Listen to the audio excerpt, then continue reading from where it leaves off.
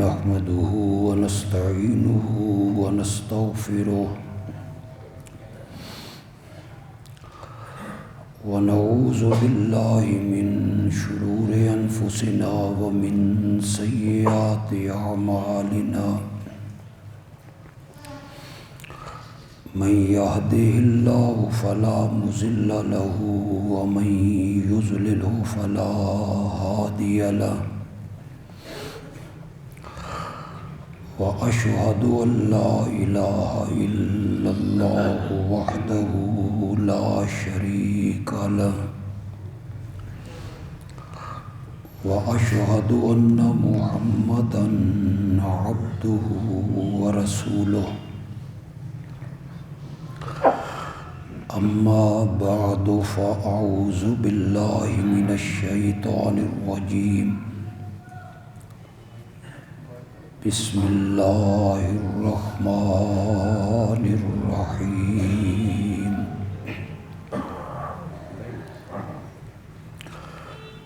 إنا أعطيناك الكوثر فصل لربك وانحر إن شانئك هو الأبتر اللهم صل على محمد وعلى آل محمد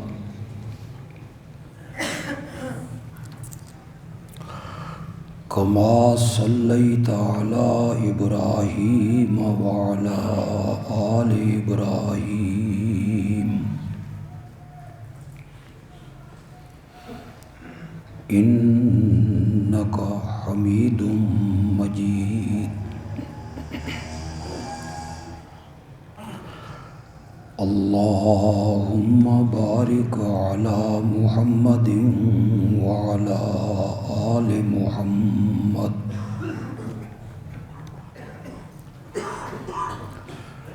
كما باركت على إبراهيم وعلى آل إبراهيم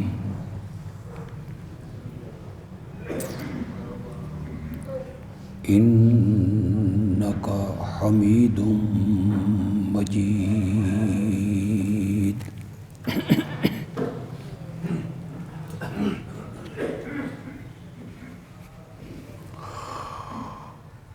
گزشتہ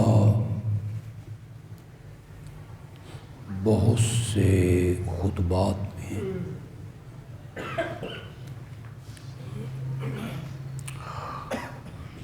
سورۃ کوثر کی تفسیر کے سلسلہ میں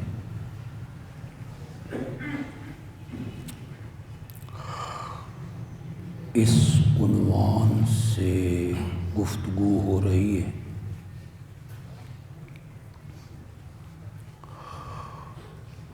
کہ پورے قرآن میں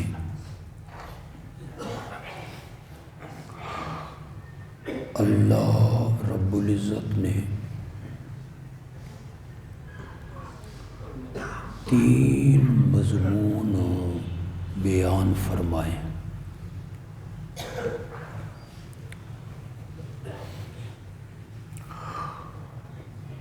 ایک مضمون ہے مقام محمد الرسول اللہ صلی اللہ علیہ وسلم، جسے اللہ نے کئی صورتوں میں بیان فرمایا۔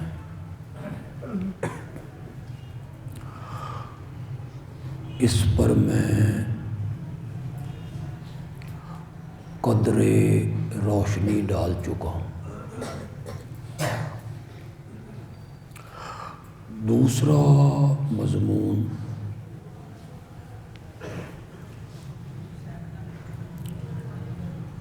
جو قرآن مقدس میں سب سے زیادہ بیان ہوا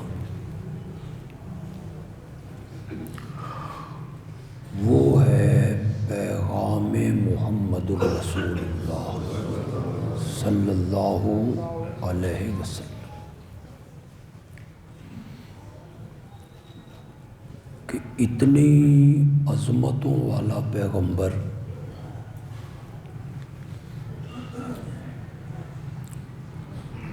اتنی شان والا پیغمبر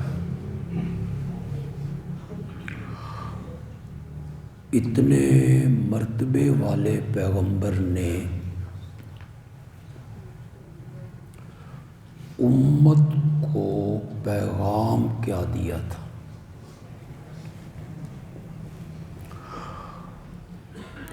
اس پر بھی میں گفتگو قدرے کر چکا ہوں۔ وہ پیغام ہے لا الہ الا اللہ۔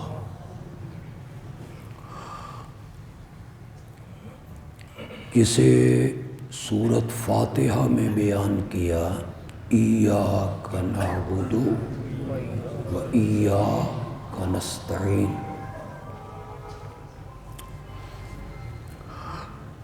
اسے حامیم مومن میں بیان کیا فادعوا اللہ مخلصین لہ الدین۔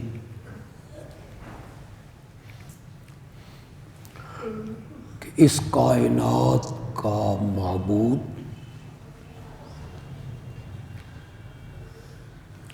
پوری مخلوقات کا مسجود الہ اور پکارے جانے کے لائق اگر کوئی ہے تو وہ صرف اللہ ہے۔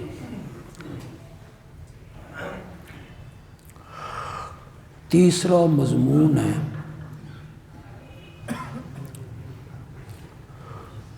کہ جن لوگوں سے میرے آقا کی مخالفت رہی وہ آپ سے جنگیں کرتے رہے، سازشیں کرتے رہے، لڑائیاں لڑتے رہے، اس سارے معرکے کا انجام کیا ہوا؟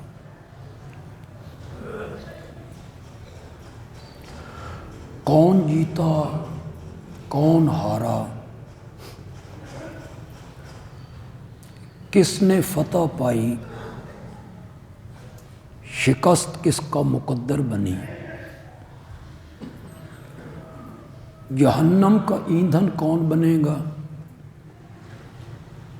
اور جنت کا حقدار کون؟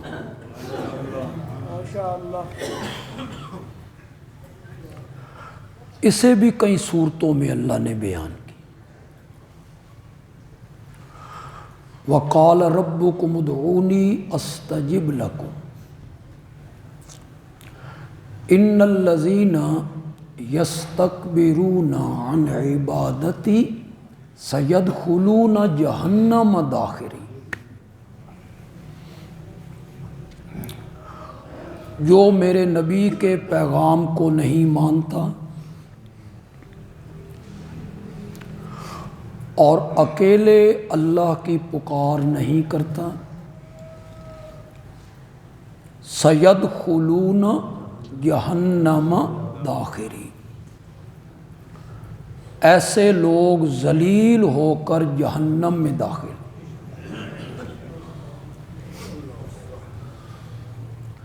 اس کے مقابلے میں جگہ جگہ کا وَبَشِّرِ الَّذِينَ آمَنُوا وَعَمِلُوا الصَّالِحَاتِ أَنَّ لَهُمْ جَنَّاتٍ۔ جن لوگوں نے اس نبی کی بات کو مانا، اس کی سنت کے مطابق عمل کیے، ان کے لیے ہم نے بطور مہمانی باغات تیار کر رکھے۔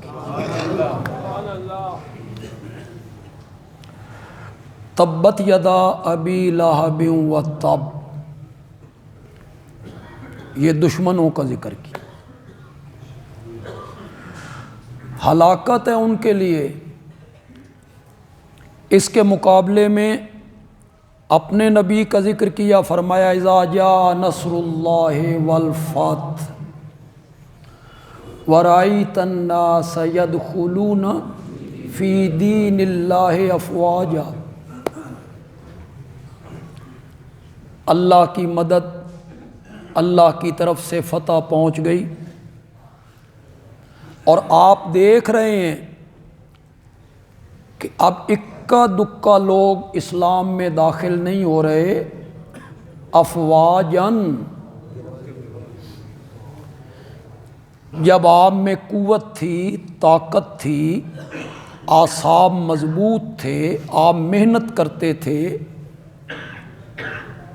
کبھی ایک آدمی آ گیا، کبھی 2 آدمی آ گئے، 3 سالوں میں 40 پورے نہیں ہوئے، اور اب آپ کے اعصاب کمزور ہیں، بڑھاپا طاری ہو گیا ہے، تو ہماری نصرت اور فتح پہنچی تو ایک ایک بندہ دین میں داخل نہیں ہو رہا، بلکہ لوگ فوج در فوج اسلام میں داخل ہو رہے ہیں۔ وہ پورا قبیلہ آ گیا، وہ پورا گاؤں آ گیا، وہ پورا پنڈ آ گیا۔ سیدخلون، اللہ کے دین میں وہ لوگ فوج در فوج داخل ہو رہے ہیں۔ انا فتحنا لک فتحا مبینا، ہم نے آپ کے لیے کھلی ہوئی فتح لکھ دی ہے، اور یہ وعدہ فتح مکہ کے دن کیا ہو گیا؟ پورا۔ یہ ایک تیسرا مضمون ہے جو قرآن کی مختلف صورتوں میں بیان ہوتا ہے، جس میں آپ کے مخالفین کی ذلت کا تذکرہ، ان کے برے انجام کا تذکرہ، اور میرے نبی اور نبی کے ماننے والوں کے لیے فتح کا، نصرت کا، جنت کا، رب کی رضا کا تذکرہ۔ پورے قرآن میں 3 مضمون اللہ نے بیان کیے، یہ پکا لو، سینے پہ لکھ لو، تمہیں کوئی نہیں بتائے گا۔ پورے قرآن میں اللہ نے 3 مضمون بیان کی۔ میرے نبی کا مقام کیا ہے، درجہ کیا ہے، عظمت کیا ہے، ادب کیا ہے، احترام کیا ہے، ایک مضمون۔ میرے نبی کا پیغام کیا ہے، بیان کیا ہے، منوانا کیا چاہتا ہے، 2 مضمون۔ اس 23 سالہ لڑائی کا انجام کیا ہوا، کون جیتا، کون ہارا، کون کامیاب ہوا، کون ناکام ہوا، یہ 3 مضمون اللہ نے قرآن پاک کی مختلف صورتوں میں، صفحات میں بیان کیے، اور انہی 3 مضمونوں کو اللہ نے سورۃ کوثر کی 3 آیتوں میں بند کر دیا ہے۔ یہ ہے قرآن کی فصاحت، یہ ہے قرآن کی ندرت، یہ ہے قرآن کی بلاغت، یہ ہے وہ معجزہ کہ جن مضامین کو 30 پاروں میں پھیلایا، انہی مضمونوں کو اللہ نے سورۃ کوثر کی 3 آیتوں میں بند کر دی۔ میں سورۃ کوثر کی تھوڑی سی تفسیر کرنا چاہتا ہوں، لیکن اس سے پہلے پھر میں آپ کو پس منظر تھوڑا سا دکھانا چاہوں گا، اس کے سوا تفسیر سمجھ نہیں آئی۔ حضرت خدیجہ رضی اللہ تعالی عنہا کے بطن سے اللہ نے آپ کو 2 بیٹے اور 4 بیٹیاں عطا کی تھی۔ ایک بیٹے کا نام ہے قاسم، اسی پر آپ کی کنیت ہے ابو القاسم۔ دوسرے بیٹے کا نام ہے عبداللہ۔ طیب طاہر آپ کے بیٹے نہیں ہیں، اسی عبداللہ کے لقب ہیں۔ لوگوں کو غلط فہمی ہو گئی 3 بیٹے ہیں یا 4 بیٹے ہیں، نہیں، بیٹے 2 ہیں، ایک قاسم، ایک عبداللہ۔ عبداللہ ہی کا لقب ہے طیب اور طاہر، یہ حضرت خدیجہ کے بطن سے ہیں، اور 4 بیٹیاں اللہ نے آپ کو عطا کی ہیں۔ حضرت خدیجہ کے بطن سے۔ فریقین کی کتابیں اس بات پہ گواہ ہیں، شیعہ سنی دونوں کتابیں اس بات پہ گواہ ہیں کہ حضرت خدیجہ کے بطن سے آپ کو 4 بیٹیاں اللہ نے عطا کی ہیں۔ نام ان کے سن لیجئے، یاد کر لیجئے۔ بڑی بیٹی کا نام ہے سیدہ زینب رضی اللہ تعالی عنہا، دوسری بیٹی کا نام ہے سیدہ رقیہ، تیسری بیٹی کا نام ہے سیدہ ام کلثوم، اور چوتھی بیٹی کا نام ہے سیدہ فاطمہ۔ قرآن نے بھی اس کی طرف اشارہ کیا۔ یہ جو پروپیگنڈا ہوا اور بڑے دھڑلے سے ہوا کہ بیٹی ایک ہے اور سیدہ فاطمہ ہے، اس کے سوا آپ کی کوئی بیٹی نہیں ہے، یہ نرا جھوٹ ہے، سراسر جھوٹ ہے۔ مانتے ہیں کہ زینب، رقیہ، ام کلثوم آپ کے گھر میں تھیں، آپ کی بیٹیاں ہیں، لیکن وہ کہتے ہیں یہ بیٹیاں حضرت خدیجہ کے پہلے شوہر سے ہیں، جس شوہر سے ان کی پہلے شادی ہوئی تھی یہ اس سے ہیں آپ کی بیٹیاں، جنہیں ربیبہ کہا جاتا ہے، ربیبہ۔ حضرت آپ کی بیٹیاں نہیں ہیں، یہ پروپیگنڈا کیا جاتا ہے، یہ غلط ہے۔ قرآن نے تھوڑا سا اس کی طرف اشارہ کیا سورۃ احزاب کے اندر، یا ایھا النبی قل لازواجک وبناتک ونساء المؤمنین، میرے پیارے پیغمبر اپنی بیویوں سے کہیے گا، وبناتک، یہ بنت ان کی جمع ہے، بنت ایک بیٹی اور بنات یہ جمع کا صیغہ ہے۔ جمع کا اطلاق کم از کم 3 فرد پہ ہوتا ہے، 3 افراد پہ ہوتا ہے جمع کا اطلاق، تو یہاں جمع کا صیغہ بولا گیا، معلوم ہوتا ہے ایک نہیں ہے،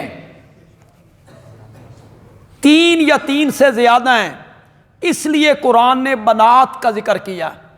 پھر جو لوگ ایک بیٹی کے قائل ہیں وہ اس آیت کی تعویل یہ کرتے ہیں کہ اس سے مراد مومنوں کی عورتیں ہیں، قوم کی بیٹیاں، وہ بھی چونکہ بیٹیوں کی طرح ہوتی ہیں، جس طرح حضرت لوط علیہ السلام نے قوم سے کہا تھا ہؤلاء بناتی، یہ غیر فطرتی کام کیوں کرتے ہو، یہ میری بیٹیاں ہیں نا، یعنی عورتیں تمہارے گھر میں موجود ہیں تو فطرت کے مطابق کام کرو نا، غیر فطرتی کام کیوں کرتے ہو؟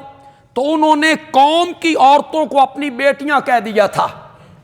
یہ وہ ان حضرات کا پروپیگنڈا ہے، یعنی آپ کی بیٹیاں نہیں ہیں، آپ چونکہ مومنوں کے باپ ہیں، کلمہ پڑھنے والی عورتیں آپ کی بیٹیاں ہیں، تو اس بنات سے مراد وہ مومنوں کی عورتیں ہیں، یہ ان کا پروپیگنڈا ہے۔ خوب سمجھ لیجئے اور اس پر غور کیجئے، قرآن نے شاید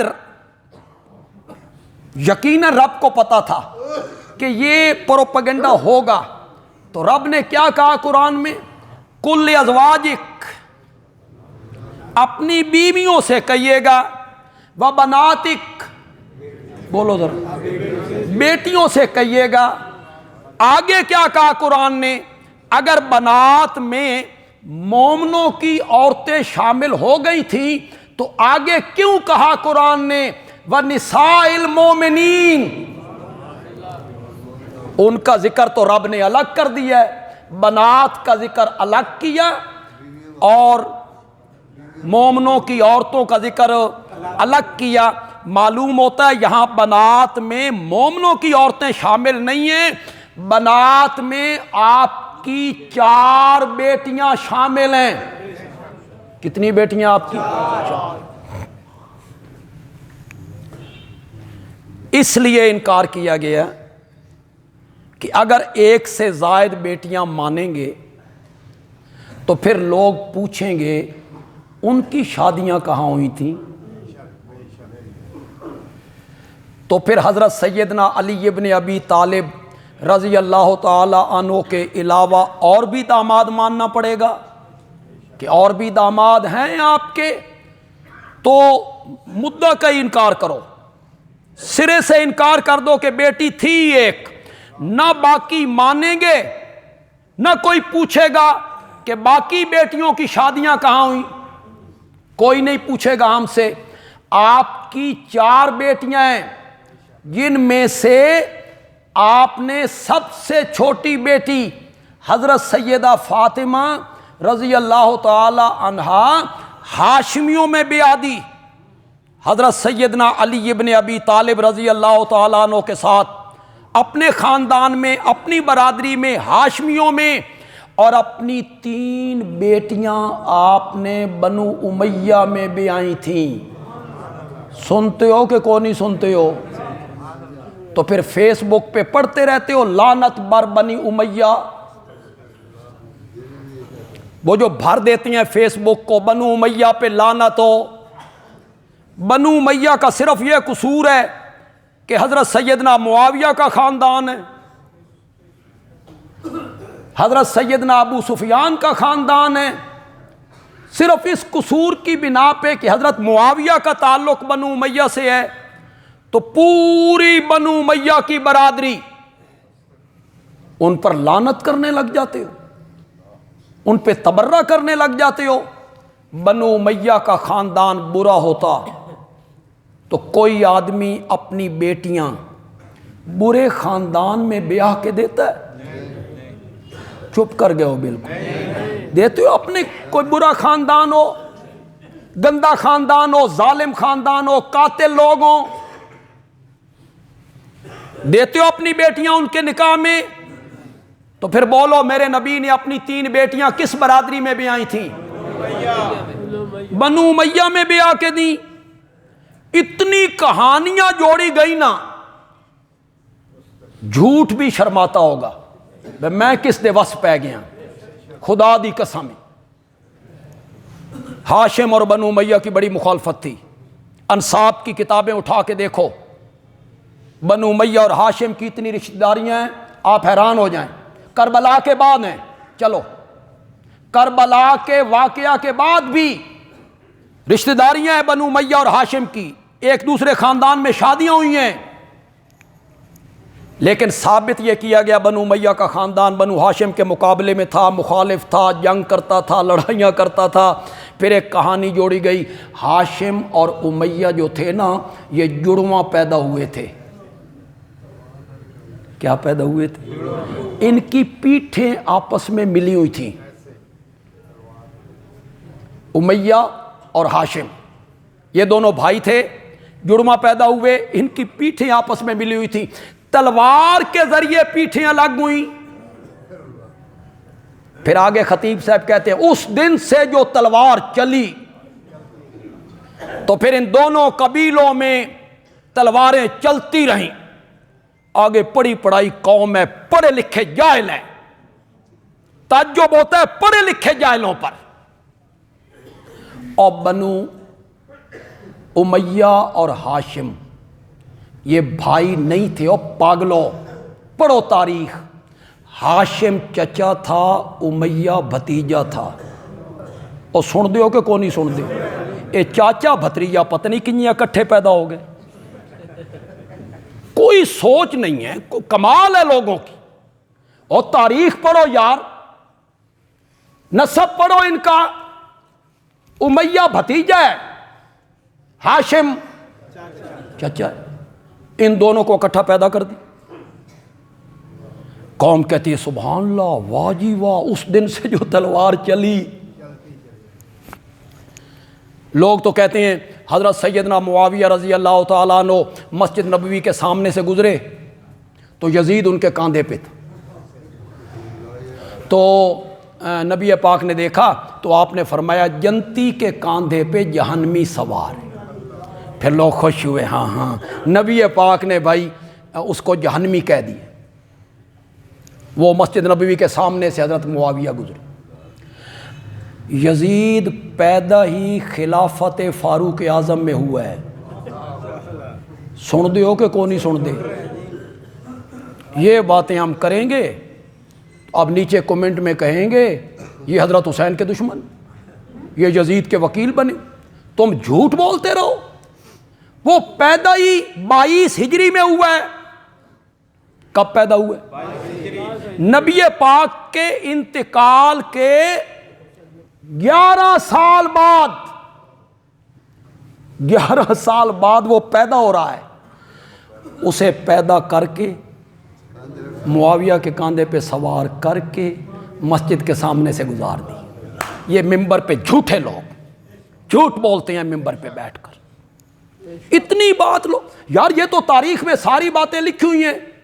معاویہ کب پیدا ہوئے، یزید کب پیدا ہوا، حضرت سیدنا حسین رضی اللہ تعالیٰ عنہ کب پیدا ہوئے، حضرت سیدنا حسن رضی اللہ تعالیٰ عنہ کب پیدا ہوئے، حضرت علی رضی اللہ تعالیٰ عنہ کی شادیاں کب. اور یہ تو ساری باتیں لکھی ہوئی ہیں.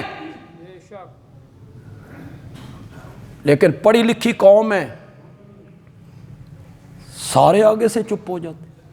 نہ کوئی دلیل پوچھتا ہے، نہ کوئی حوالہ پوچھتا ہے. جو جس کے منہ میں آتا ہے وہ لگا رہتا ہے. کتنی بیٹیاں میرے نبی نے بنو امیہ میں بیائی؟ تین. کتنی؟ تم برے خاندان میں اپنی بیٹیاں بیاتی ہو؟ چل یار پچھ لگ گئی صحیح. اتنا تو بھی مانتا ہے نا کہ یہ حضرت خدیجہ کے پہلے خامن سے تھی، لیکن نبی پاک نے پرورش کی تھی. یہ تو بھی مانتا ہے. اگر آپ کی کوئی بیٹی ہو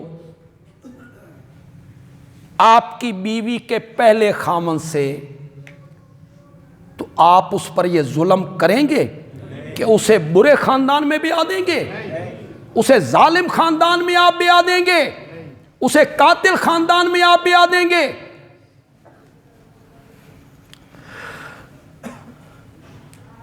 فتح مکہ کے دن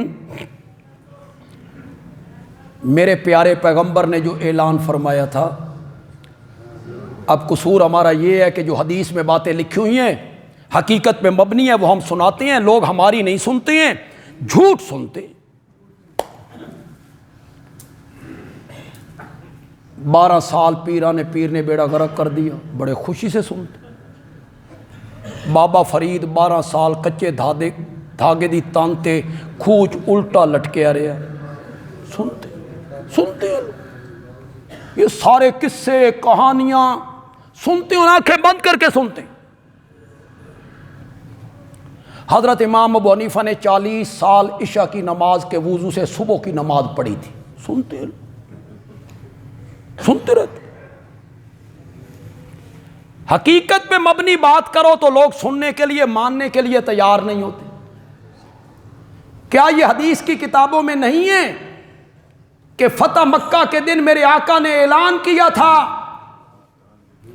کہ میرے مخالفین، یہ مکے کے مشرکین و کفار، جو بیت اللہ میں آ جائے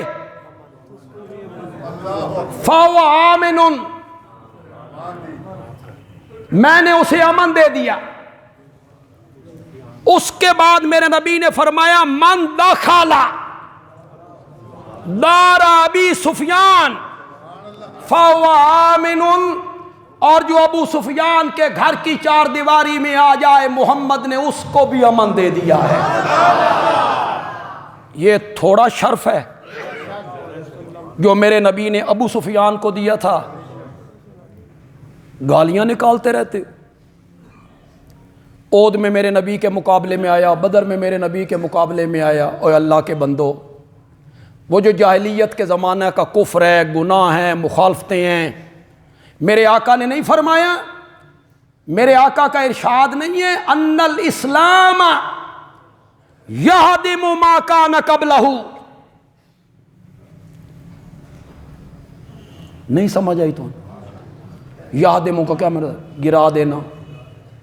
ان الاسلام یہدم ما کان قبلہ، اسلام کا قبول کرنا پچھلے سارے گناہوں کو ختم کر دیتا. تم نبی پاک کے ارشادات کو بھی نہیں مانتے ہو، نبی پاک کے اس فرمان پہ بھی تمہیں اعتبار نہیں ہے، پھر ان کی غلطیاں گنتے رہتے ہو. بدر میں یوں کیا، اود میں یوں کیا، حضرت معاویہ کی والدہ نے یہ کیا تھا. اور جب میرے نبی نے کہہ دیا ان الاسلام یہدم ما کان قبلہ، جو پڑھے لکھے لوگ ہو، نوجوان بیٹھے ہو، بولو بدر کے میدان میں میرے نبی کے چچا حضرت عباس رضی اللہ تعالیٰ عنہ کس کے جھنڈے کے نیچے تھے؟ ابو جہل کے۔ ادھر سے لڑنے آئے، قیدی بھی بنے، قیدی بھی بنے، تو پھر ان کی وہ غلطی گنواتے رہے کہ وہ بدر کے میدان میں مقابلے میں آئے تھے، قیدی بنائے گئے۔ حضرت علی رضی اللہ تعالیٰ عنہ کے بڑے بھائی حضرت عقیل کس کی طرف سے آئے تھے؟ ابو جہل کے جھنڈے کے نیچے۔ حضرت علی اس طرف ہیں، ان کے بڑے بھائی اس طرف کھڑے، مقابلے میں آئے۔ یہ سارے لوگ جو پہلے اسلام قبول نہیں کر رہے تھے، یہ ہر جنگ میں احد کے میدان میں اس درے سے جس دستے نے حملہ کیا تھا مسلمانوں پر، اس کا سالار کون تھا؟ حضرت خالد بن ولید۔ اسلام نہیں لائے، مخالفین کی طرف سے آئے، لڑتے رہے۔ بڑے دن ہوئے، میں نے یہ جملہ نہیں کہا، بڑے دن ہوئے، کسی تقریر میں بھی نہیں کہا۔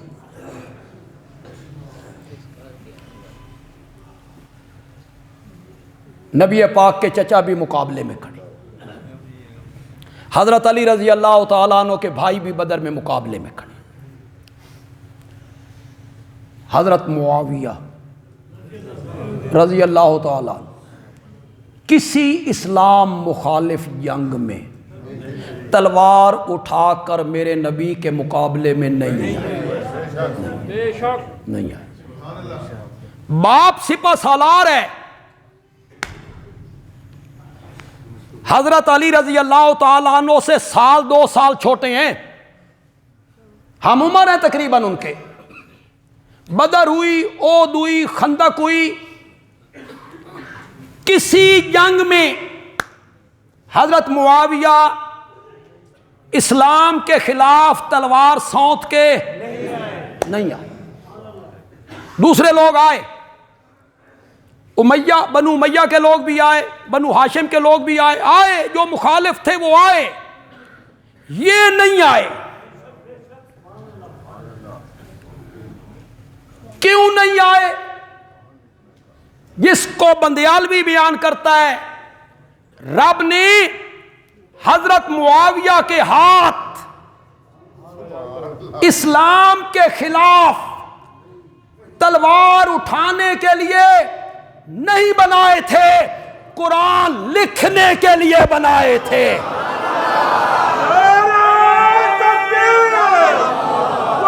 اس نے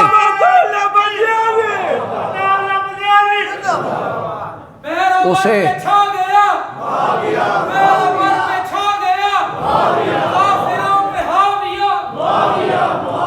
یہ سارے علاقے جن پہ آج اسلام کی حکومت ہے، ان میں سے اکثر علاقے سیدنا معاویہ نے فتح کیے تھے۔ اس کو کیوں بھولتے ہو؟ یہ فتوحات کس نے کی؟ کابل تک، آپ کے سندھ تک جو صحابہ کے لشکر گئے تھے، اور آگے کوئی چیز نہیں تھی، دلدل تھی۔ فتح کرتے کرتے کرتے کرتے وہاں تک پہنچے، اور اس دلدل کے کنارے پہ کھڑے ہو کے اس کمانڈر نے کہا تھا، مولا اگر اس کے آگے بھی کوئی آبادی ہوتی تو میں محمد عربی کا جھنڈا وہاں بھی گاڑ دیتا۔ کابل تک آئے، دشت تو دشت ہیں، دریا بھی نہ چھوڑے ہم نے، بحر ظلمات میں دوڑا دیے گھوڑے ہم نے۔ یہ تواڈیاں حکومتوں واسطے آکھیا علامہ اقبال؟ مغلوں کے لیے کہا ہے علامہ اقبال نے؟ کس کے لیے کہا ہے علامہ اقبال نے؟ دی آذانیں کبھی یورپ کے کلیساؤں میں، دی آذانیں کبھی یورپ کے کلیساؤں میں، اور کبھی افریقہ کے تپتے ہوئے صحراؤں میں۔ یہ کس نے افریقہ فتح کیا تھا؟ معاویہ نے۔ گالیاں نکالتے رہتے ہو، فتوحات کی ہیں اس بندے نے۔ اور بندیالوی کا ایک جملہ ذہن پہ لکھ لو، اگر معاویہ کفار اور یہودیوں اور عیسائیوں کے سینے پر مانگ نہ ڈلتا نا، شاید معاویہ آج اتنا بدنام بھی نہ ہوتا۔ تکلیف وہی ہے جو اس نے ناکوں چنے چبوائے تھے یہودیت کو، ناکوں چنے چبوائے تھے عیسائیت کو۔ اس کی ایک للکار، جب حضرت علی رضی اللہ تعالیٰ عنہ کی فوجیں، حضرت معاویہ رضی اللہ تعالیٰ عنہ کی فوجیں آمنے سامنے آنے لگیں اور شاہ روم کو پتہ چلا کہ حضرت علی کمزور ہو رہے ہیں، اندرون خانہ آپس میں اختلاف ہو گئے، تو اس نے حملہ کرنے کی ٹھانی، حملہ کرنے کی۔ میں حضرت علی کے علاقوں پہ حملہ کر دوں، یہ بڑا مناسب وقت ہے۔ حضرت معاویہ کو پتہ چلا، حضرت معاویہ کے ایک خط نے شاہ روم کی ہوا نکال دی۔ صرف ایک خط لکھا تھا شاہ روم کو، اس کا عنوان تھا یا لعینو۔ یا لعینو کا معنی تو کرو، اور لعنتی اور رومی کتے، میں نے سنا ہے کہ تم حضرت علی رضی اللہ تعالیٰ عنہ کے علاقے پر حملہ کرنے کا سوچ رہا ہے۔ اگر تو نے ان کے علاقے پر حملہ کیا تو میں علی کی فوج کا پہلا فوجی ہوں گا جو تیرے مقابلے میں آؤں گا،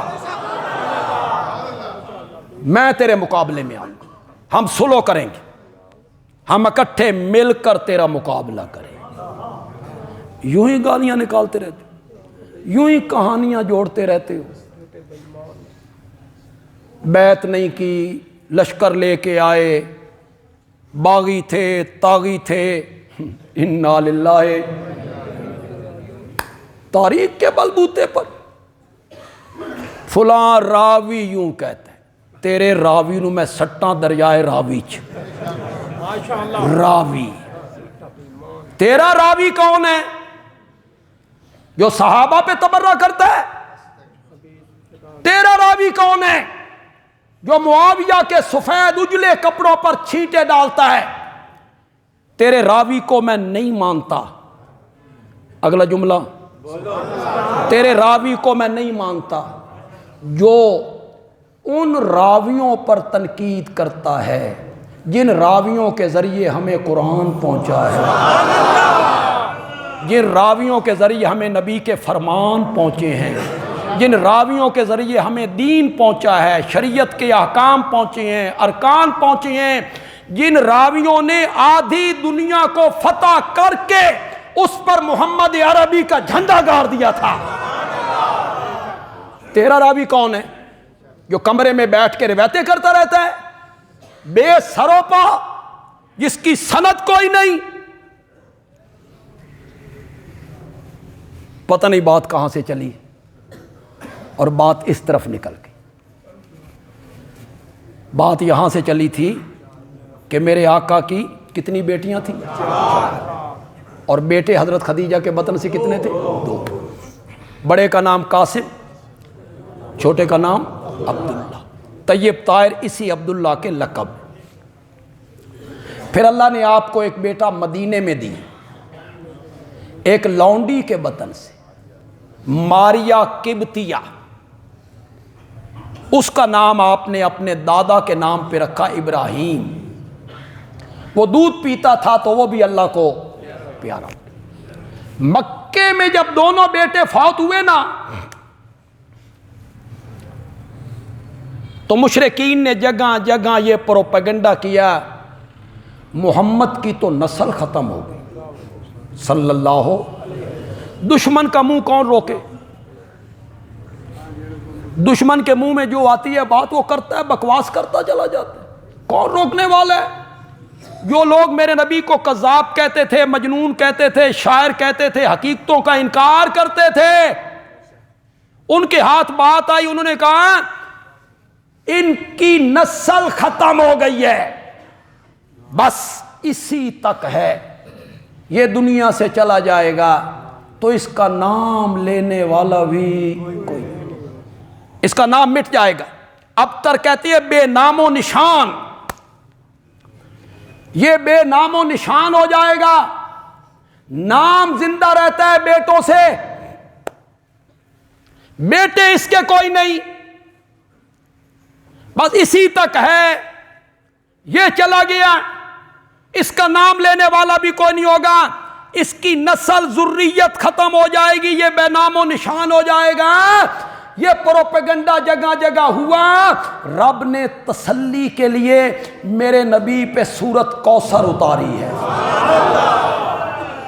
اب آپ کو پس منظر کا پتہ چل گیا سورت کوثر کیوں اتری تھی؟ اس پروپیگنڈے کے جواب میں اتری تھی۔ اس میں اللہ نے کہا انا اعطیناک الکوثر، ہم نے آپ کو عطا کی خیر کثیر۔ الکوثر خیر الدنیا والآخرہ، کوثر مبالغے کا صیغہ ہے، بہت زیادہ۔ آپ کے اردو میں استعمال ہوتا ہے کثرت، اکثر، کثیر، اسی سے کوثر ہے۔ ہمارے اردو میں استعمال ہے زیادتی کے معنی میں، بہت بہت زیادہ، ہم نے آپ کو بہت دیا، ہم نے آپ کو بہت دیا ہے۔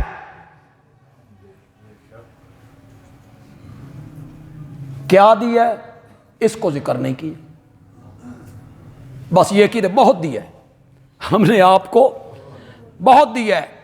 الکوثر، کثیر، اکثر، کثرت،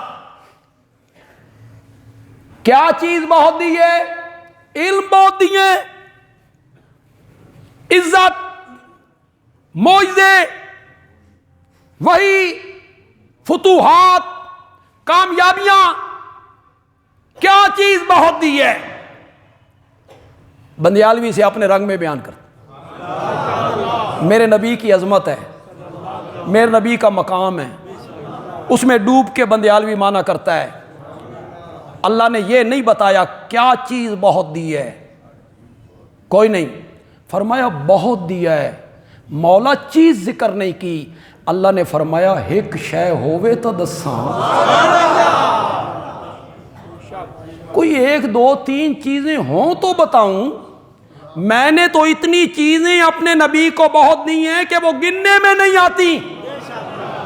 یہ کوثر کا لفظی معنی ہے، لفظی بہت، کثرت۔ پھر انا جمع کی ضمیر، ہم نے دی ہے۔ آتینا، آتیتونا، میں نے دیا ہے، میں نے نا، ہم نے دیا ہے۔ کبھی یہ کثرت پہ دلالت ذکر کرتے ہیں، بہت سارے لوگ ہوں تو وہ کہتے ہیں ہم نے دیے۔ کبھی مرتبے اور شان کی عظمت کو بیان کرنا چاہیے، ہم جو عظمتوں والے ہیں نا، یہ ہم جو مرتبوں والے ہیں نا، ہم جو صفتوں والے ہیں نا، ہم جو ہے نا، قوت، دبدبہ، طاقت، لفظ کن سے چلتے ہوئے پانی پہ ہم زمین کو بچھا دیا کرتے ہیں، وہ ڈولنے لگتی ہے تو پہاڑوں کی میخیں ٹھوک دیتے ہیں۔ اتنی بڑی چھت کو بغیر ستونوں کے کھڑا کر دیا ہے، ہم ہیں نا جو نرم و نازک کونپل کو پتھریلی زمین سے باہر نکال دیتے ہیں، ہم ہیں نا جو پھلوں میں رس بھر دیتے ہیں، ہم ہیں نا جو من بین فرسن ودا من سے لبنن خالصن تیرے برتن میں ڈال دیتے ہیں، ہم ہیں نا۔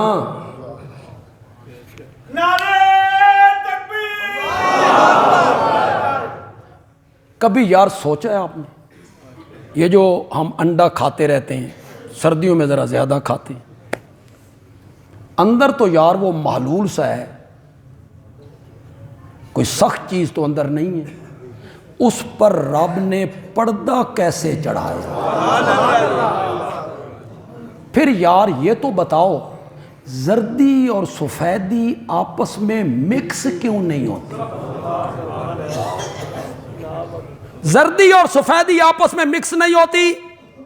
محلول سا ہے، پانی سا، اس پر چھلکا چڑھایا، ہم میں نا اپنی عظمت کو، اپنی شان کو، اپنے دبدبے کو بیان کرنا چاہتے ہیں، ہم میں نا پھر اللہ کی صفت اور قدرت پر ایک جملہ جو میں اکثر کہا کرتا ہوں، ہم ہیں نا جو 3 اندھیروں میں،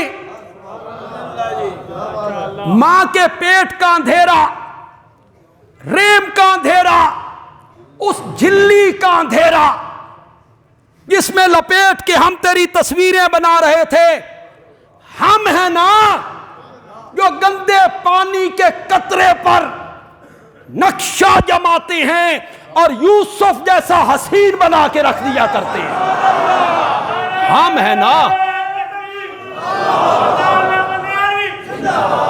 ہم ہیں نا، انا آتینا، ہم جو اتنی قدرتوں والے ہیں، ہم جو اتنے ملک والے ہیں، ہم جو اتنی قدرت کے مالک ہیں، مختار ہیں، جو چاہے ہم کرتے رہیں، ہم سے پوچھنے والا کوئی نہیں ہے، کوئی نہیں ہے، ہم ہیں نا جو ہر چیز سے واقف ہیں، ہم ہیں نا انہ علیم بذات الصدور، ہم ہیں نا کہ ان تجہر فإنہ یعلم السر وأخفی، سینے کو جاننے والے، انہ علیم بذات الصدور، شہباز کرے پرواز تے جانے حال دلان دے، اللہ اکبر۔ لوگ سنتے ہیں، پڑھتے ہیں، چپ ہیں، قرآن کہتا ہے ہم میں نا ان اللہ علیم بذات الصدور، دلوں کا حال جاننے والے ہم میں۔ سامنے بیٹھے ہیں منافق، زندہ ہے میرے نبی، وہ کہتے ہیں ہمارا قبیلہ مسلمان ہو گیا ہے، شہر مسلمان ہو گیا ہے، کوئی قاری بھیجو، عالم بھیجو، دین پڑھائے، نماز سکھائے۔ 70 قاری چن کر میرے نبی نے ان کے حوالے کر دی، لے جاؤ ان کو۔ انہوں نے جا کے 70 کے 70 کو ذبح کر دیے۔ وہ جو سامنے بیٹھے تھے ان کے دل میں جو کچھ تھا میرے نبی نے جان لیا؟ بولو تو صحیح، کیوں ہولے بول رہے ہو؟ میں تو حدیث پڑھ رہا ہوں، نبی پاک کا فرمان پڑھ رہا ہوں، اور دلوں کے راز جو کچھ بندے کے دل میں ہے اسے رب کے سوا جاننے والا کوئی نہیں ہے۔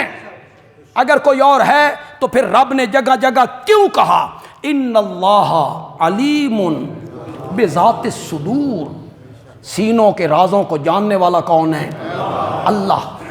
یہ میرے سینے میں جو کچھ ہے، اب میرے سینے میں جو کچھ ہے اس کو اللہ جانتا ہے، لیکن سورۃ طٰہٰ میں تو اللہ نے حد کر دی، وہاں کا فَإِنَّهُ يَعْلَمُ السِّرَّ وَأَخْفَى، سینے کے راز بھی جانتا ہے، اس راز سے بھی زیادہ کوئی چھپی ہوئی چیز ہونا اسے بھی جانتا ہے۔ اللہ اکبر، اللہ اکبر۔ مولا سینے کا راز وہ ہوتا ہے جو میرے سوا کسی کو پتا نہیں، میرے سینے میں ہے، یہ بڑی پوشیدہ چیز ہے مولا، بڑی پوشیدہ چیز ہے۔ اس سے بھی زیادہ پوشیدہ کیا ہے؟ مفسرین نے لکھا اس کا مطلب یہ ہے کہ جو راز تیرے دل میں آ گیا، تجھے پتا چل گیا، میں اسے بھی جانتا ہوں، اور جو راز ابھی تیرے دل میں بھی نہیں آیا 20 سال کے بعد آئے گا، میں اب اس کو جانتا ہوں۔ فَإِنَّهُ يَعْلَمُ السِّرَّ، یہ قرآن ہے۔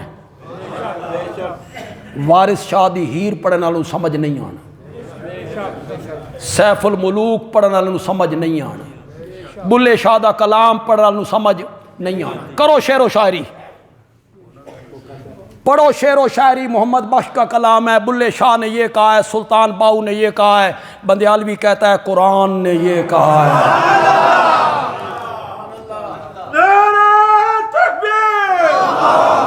تمہیں قرآن کے ساتھ تعلق ہی کوئی نہیں۔ میں شعبان رمضان دے 2 مہینے قرآن دی تفسیر پڑھانا، میرے کول داخلہ لے لو، پڑھ لو ساڈے کول قرآن۔ تمہیں نہیں آتا ہے قرآن، تم نے زیادہ زیادہ ترجمہ پڑھا ہوا ہے، جلالین پڑھ رکھی ہوگی، بیضاوی کا ایک حصہ پڑھ رکھا ہوگا۔ ہم نے اللہ کے قرآن کی تفسیر سبکن پڑھی ہے، سبکن پڑھی ہے، پھر پڑھائی ہے۔ انشاءاللہ پڑھائیں گے۔ ہم کہاں سے بات شروع ہوئی تھی؟ انا اعطینا، ہم جو خالق ہیں، ہم جو مالک ہیں، ہم جو رازق ہیں، ہم جو محیی ہیں، ہم جو ممیت ہیں، ہم جو عالم الغیب ہیں، ہم جو الخبیر البصیر السمیع العلیم ہیں، ہم جو وہ ہیں کہ اگر ہم دینا چاہیں تو دنیا کی کوئی طاقت اس نعمت کو روک نہیں سکتی۔ ہم جو اتنی قدرتوں والے ہیں، ہم نے تجھے کوثر عطا کیا ہے، ہم نے عطا کیا ہے، اور جسے ہم عطا کرنا چاہیں اسے روکنے والا انا اعطینا کل کوثر۔ اب آپ کو سمجھ آئی اللہ نے جمع کا صیغہ کیوں بولا؟ ہم نے عطا کی ہے، یہ دبدبہ پیدا کرنے کی۔ ہماری قوت دیکھو، ہمارا ملک دیکھو، ہمارا ملک دیکھو، ہمارا علم دیکھو، ہماری شان دیکھو۔ ہم جو ہیں کہ ہم دینا چاہیں، اللہم لا مانع، پڑھو جن کو آتی ہے، لما اعطیت ولا معطی لما منعت ولا ينفع ذا الجد منک الجد۔ جسے تو دینا چاہے اسے روکنے والا کو۔ میرے آقا ہر فرض نماز کے بعد پڑھتے، میرے آقا ہر فرض نماز کے بعد پڑھتے اللہم لا مانع لما اعطیت، جسے تو دینا چاہے اس کو روکنے والا کوئی نہیں، ولا معطی لما منعت، جس سے تو روک لے، کرو آگے ترجمہ، جس سے تو روک لے اس کو دینے والا کوئی نہیں، ولا ينفع ذا الجد منک الجد، کوئی قوت والا، طاقت والا، دولت والا، عہدے والا اپنی طاقت کے بلبوتے پر کوئی چیز لے لے نہیں ہو سکتا ہے، نہیں ہو سکتا۔ کئیاں دے گھر بچے بڑے، کھوان واسطے شے کوئی نہیں، اولاد بڑی ہو رہی ہے، ہر سال دا نواں ماڈل، خاندانی منصوبہ بندی دے صحیح دشمن، کھلانے کے لیے روٹی کوئی نہیں، بھیک مانگتے ہیں، بچے بھوکے رہتے ہیں، اور کئیوں کے گھر فریج بھی ہیں،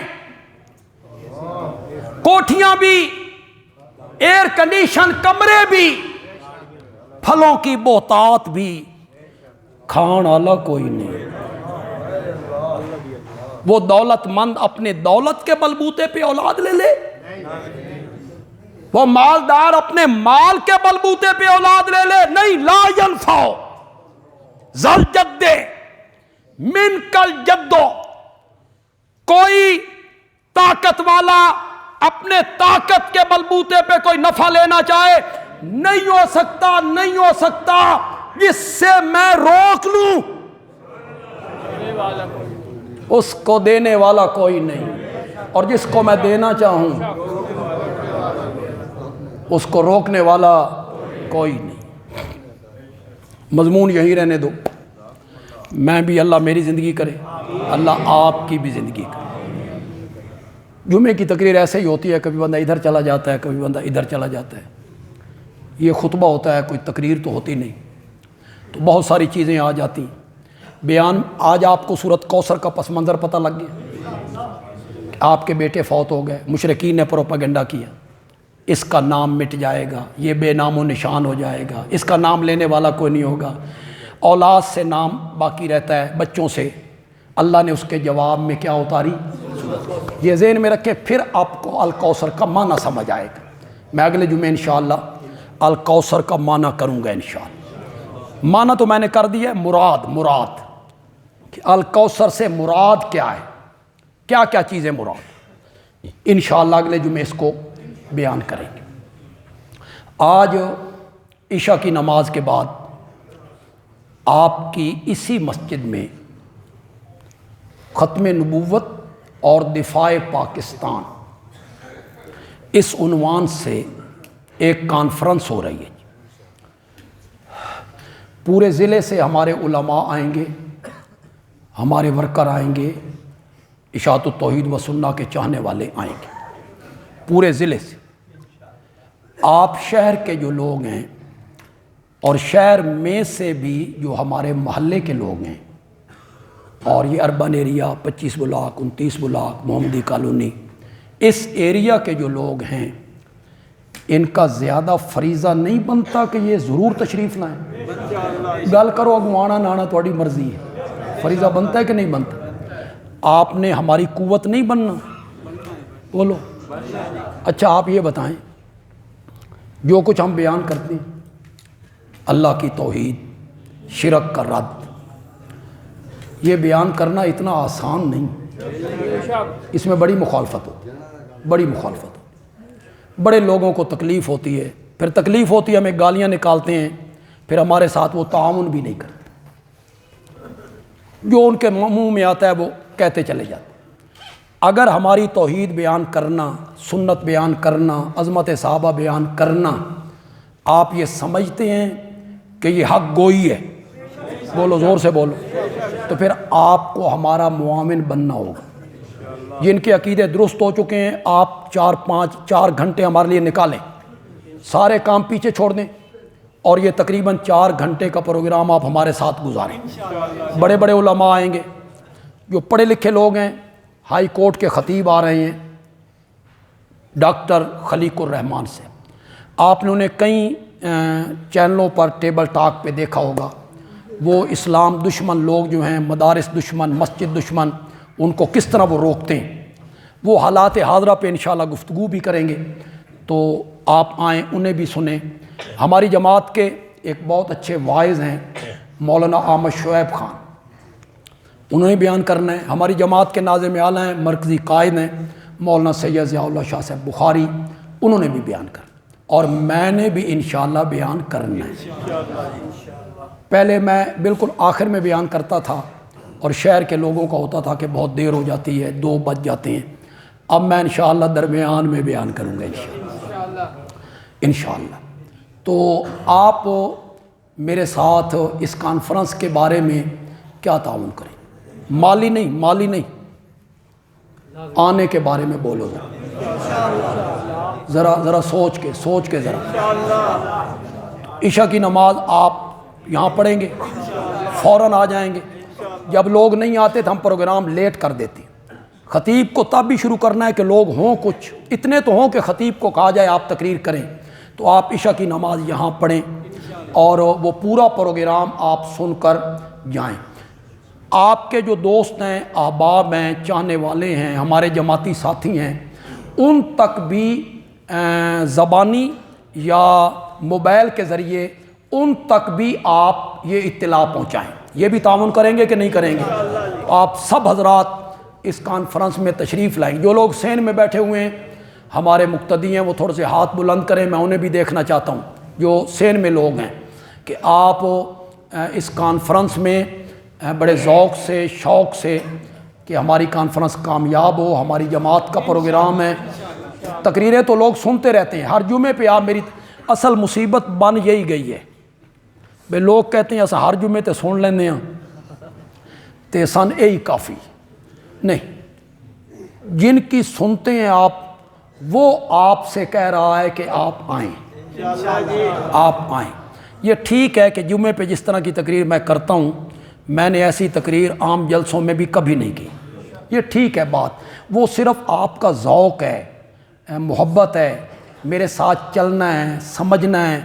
خطیب تب ہی بولتا ہے جب سامعین اس کے ساتھ چلیں، سامعین کو سمجھ آ رہی ہو، وہ بولے ساتھ، تو پھر خطیب کا ذہن بھی کھل جاتا ہے اور اللہ خود مضامین ذہن میں ڈالتا چلا جاتا ہے۔ اور اگر سامعین بالکل خاموش ہوں، قبرستان بڑے ہوئے، گوڈیاں سر دے کے بیٹھے ہون، جڑے مضمون پہلے ذہن وچ ہوندے نا وہ بھی اللہ کڈ چھڑدا ہے، بندے کو بات کرنے کی طریقہ بھی نہیں آتا۔ تو میں آپ سے کہہ رہا ہوں، آپ ہر جمعے پہ مجھے سنتے ہیں، یہ ٹھیک ہے، لیکن میں آج آپ سے کہہ رہا ہوں کہ آج کے جلسے میں آپ نے سستی نہیں کرنی، بالکل نہیں کرنی۔ چھوٹے موٹے کوئی ایسا کام ہے، شادی پہ جانا ہے، ٹھیک ہے، وہ ایک کام ہے، آپ نے جانا ہے، چلے جائیے۔ کوئی دعوت ہے، آپ نے جانا ہے، چلے جائیے۔ اس طرح کا کوئی کام ہے تو کوئی حرج نہیں ہے، چلے جائیے، لیکن وہاں سے فارغ ہو کے آ جائیے۔ لیکن اگر کام کوئی نہیں ہے، گھر میں بیٹھنا ہے، تو پھر آج عشاء کے بعد گھر میں نہیں بیٹھنا، لائیو ہم نہیں چلائیں گے۔ اگر آپ کے ذہن میں ہو نا کہ لائیو سنیں گے، گھر میں بیٹھ کے سنیں گے، کمبل کے اندر لپٹ کے سنیں گے، تو لائیو نہیں چلے گا، یہیں آ کے سننا پڑے گا آپ کو۔ آپ تیار ہیں اس کے لیے؟ دیں جی اذان۔